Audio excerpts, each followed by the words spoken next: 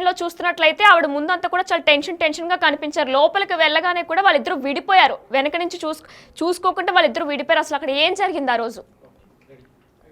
రోజు Pushpa 2 benefit show సంధ్యా థియేటర్లో release అయింది. దాన్ని చూడడానికి అల్లు అర్జున్ అక్కడికి వచ్చారు. అయితే ఈ నేపథ్యంలో అక్కడ లోపల జరిగిన తొక్కిసలాటలో ఒక మహిళ చనిపోవడం జరిగింది.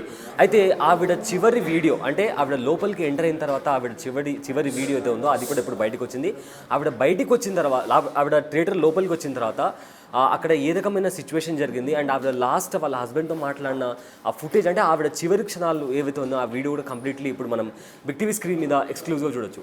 సో అది చెప్పే ముందు ఒక చిన్న డిస్క్లైమర్, కాస్త ఇది సెన్సిటివ్గా ఉండొచ్చు. ఎవరైనా సెన్సిబుల్ పీపుల్ ఉంటే please avoid watching it. So మీకు ఎక్స్ప్లెయిన్ చేసే ప్రయత్నం చేస్తాను. ఇది మెయిన్ సంధ్యా థియేటర్కి సంబంధించిన ఎంట్రన్స్ గేట్.